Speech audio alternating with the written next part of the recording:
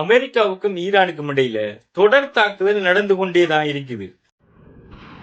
Эти кадры, опубликованные Центральным командованием США в среду, демонстрируют, как утверждается, последнюю волну ударов по Ирану.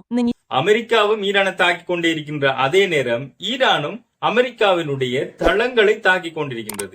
இப்போ கேள்வி என்னன்னு சொன்னா, அமெரிக்கா மத்திய கிழக்காசிய நாடுகளில் இருக்கக்கூடிய அரபு நாடுகளை தாக்கிக் கொண்டிருக்கின்றது. மத்திய கிழக்காசிய நாடுகளும் இஸ்லாமிய நாடு, இந்த ஈரானும் ஒரு இஸ்லாமிய நாடு. இப்ப இஸ்லாமிய நாடுகள் தமக்குள்ளேயே சண்டை போட்டுக் கொண்டிருக்கின்றது. அப்படி என்று சொல்லக்கூடிய ஒரு மிகப்பெரிய கேள்விதான் இப்போ சமூகத்துக்கு மத்தியில் இருக்கின்றது. இதில் ஒரு விடயம் தெளிவாக விளங்க வேண்டியது என்னன்னு சொன்னா, இஸ்லாமிய நாடுகள் தமக்குள்ளேயே சண்டை போட்டுக் கொண்டிருக்கின்றது அப்படிங்கிற விடயத்தை தெளிவாக விளங்க வேண்டும். ஈரான் உண்மையிலேயே அரபு நாடுகளுடன் தான் சண்டை போட்டுக் கொண்டிருக்கின்றதா அப்படின்னு கேட்டா இல்ல. அமெரிக்கா தூரத்தில் இருக்கிற நாடு, அந்த நாடு ஈரானை தாக்குதல் நடத்துது. எப்படின்னு சொன்னா, பக்கத்தில் இருக்கிற மத்திய கிழக்காசிய நாடுகள் இருக்கிற அமெரிக்காவினுடைய ராணுவ தளங்களை பயன்படுத்தி தான் தாக்குதல் நடத்துது. இப்போ ஈரான் அமெரிக்காவை தாக்குதல் நடத்தணும் அப்படின்னா பல்லாயிரம் கிலோமீட்டர்களுக்கு அப்பால் இருக்கிற அமெரிக்காவை தாக்குதல் நடத்துவது என்பது சாத்திய சிரமம். அதனாலதான் ஈரான் மத்திய கிழக்காசிய நாடுகளில் இருக்கக்கூடிய இராணுவ தளங்கள், அதாவது அமெரிக்காவினுடைய இராணுவ தளங்களை மட்டும்தான் குறிவைத்து ஈரான் தாக்கிக் கொண்டிருக்கின்றது.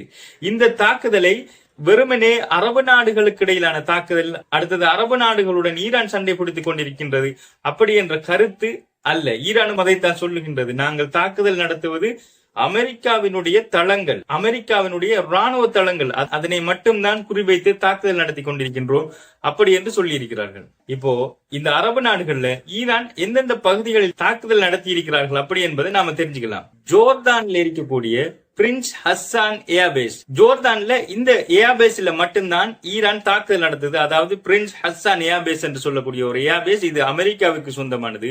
இங்கேதான் அமெரிக்காவினுடைய ட்ரோன்ஸ் மற்றும் அவங்களுடைய ராணுவ விமானங்கள் எல்லாம் இந்த இடத்துல இருந்துதான் பயன்படுத்தப்படுகின்றது. சோ இந்த இடத்தை குறிவைச்சு தான் ஜோர்டான்ல ஈரானுடைய தாக்குதல் நடந்து கொண்டிருக்கின்றது. அடுத்தது குவைட்ல ஈரான் எங்க தாக்குதல் நடத்துறாங்க அப்படின்னு பார்த்தா, அலி அல் செலம் என்று சொல்லக்கூடிய ஒரு ஏர்பேஸ்ல தான், அதாவது அமெரிக்காவுக்கு சொந்தமான ஒரு ஏர்பேஸ்ல தான் இந்த ஈரான் தாக்குதல் நடத்தி கொண்டிருக்கிறார்கள். இதுல லொகேஷன் எங்கன்னு சொன்னா, குவைட்ல ஈராக்கை அண்மித்த பகுதியில தான் இந்த ஏர்பேஸ் இருக்கின்றது. இங்கேதான் அமெரிக்காவினுடைய F-16 KC-135 C-130 அப்படின்னு சொல்லக்கூடிய விமானங்கள் எல்லாம் இந்த இடத்திலிருந்து தான் இயக்கமாகுது. சோ இந்த இடத்தை தான் குறிவச்சு ஈரான் தாக்குதல் நடத்திருக்காங்க. இது இந்த அலி அல் செலம் என்று சொல்லக்கூடிய ஏர்பேஸும் அமெரிக்காவுக்கு சொந்தமானது. அதே மாதிரி குவைட்ல இருக்கக்கூடிய ரேடார் மையங்களையும் குறிவைத்து, அதாவது அமெரிக்காவினுடைய ரேடார் மையங்களையும் குறிவைத்து தாக்குதல் நடத்தியிருக்கின்றது ஈரான். அடுத்தது பஹ்ரைன்ல இருக்கக்கூடிய முக்கியமான ஒரு விமான தளம் தான் யுஎஸ்னுடைய ஹெட் குவார்டர்ஸ்.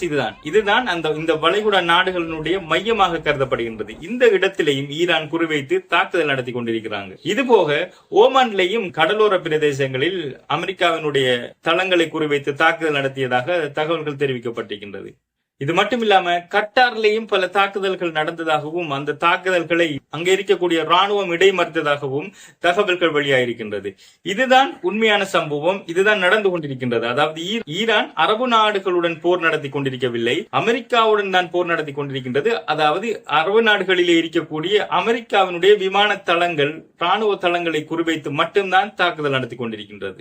இப்படி உலகத்துல நடக்கக்கூடிய முக்கியமான நிகழ்வுகளை ஒரு நடுநிலையான கண்ணோட்டத்தில் நீங்க பார்க்கணும் அப்படின்னு சொன்னா மறக்காம இந்த சேனலை சப்ஸ்கிரைப் பண்ணி வைங்க. ஏனைய சோசியல் மீடியாவுல என்னுடைய இந்த வீடியோவை பார்க்கக்கூடியவங்க ஹசன் நஸ்மி என்று சொல்லக்கூடிய என்னுடைய இந்த ஐடியா ஃபாலோ பண்ணி வைங்க.